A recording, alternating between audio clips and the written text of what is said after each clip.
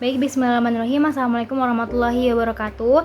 Perkenalkan, nama saya Nana Medania, NIM 11880400012 dari PMI 7A mata kuliah Manajemen Penanggulangan Bencana yang diampu oleh Bapak Dr. Haji Rohmanul Aziz MAG. Di sini saya akan menjawab pertanyaan UTS.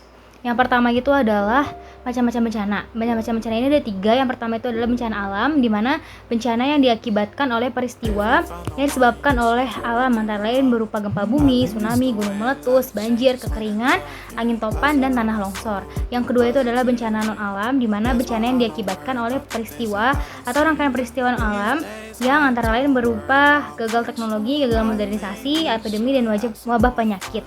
Yang ketiga itu adalah bencana sosial, di mana bencana yang diakibatkan oleh peristiwa atau rangkaian peristiwa yang diakibatkan oleh manusia yang meliputi konflik sosial antar kelompok atau antar komunitas masyarakat dan teror. Yang kedua itu adalah hadis atau ayat mengenai bencana. Saya mengambil surat Al-An'am ayat 65 yang berbunyi bismillahirrahmanirrahim, qul huwal qadiru ala ay yab'atsa 'alaikum 'adzaban min fawqikum aw min tahti arjulikum aw yalbisakum syi'a wa yudhiqu ba'dukum ba'si ba'din.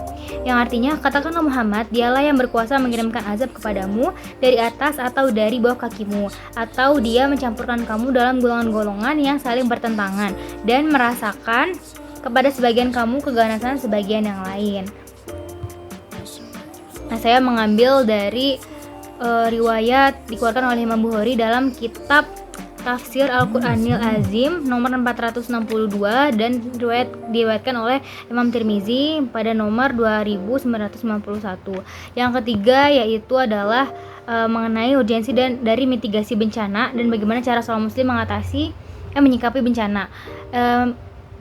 Memitigasi bencana sendiri merupakan serangkaian upaya untuk mengurangi bencana, baik melalui pembangunan, penyadaran, maupun peningkatan kemampuan menghadapi bencana. Nah, cara seorang muslim menyikapi bencana yaitu berpikir dan merenung terlebih dahulu bahwa bencana atau musibah yang terjadi memang kerap terjadi karena diakibatkan oleh kejahatan perilaku manusia, baik yang berakibat pada diri manusia itu sendiri secara individual atau sosial, maupun yang berimbas pada kerusakan alam sekitar.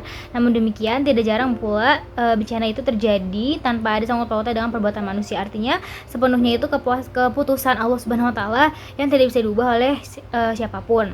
Bencana pun sebagaimana disebutkan dalam Al-Qur'an tidak selalu dalam bentuk keburukan, melainkan juga kenikmatan, yaitu apabila melalaikan maka istinya termasuk bencana. Kemudian terhadap bencana sendiri, bahwa kewajiban manusia itu hanyalah mengambil pelajaran, bersabar, dan senantiasa meningkatkan kualitas keimanan dan ketakwaan kepada Allah Subhanahu wa taala, karena tugas manusia hanya untuk menghamba kepadanya dan juga beribadah.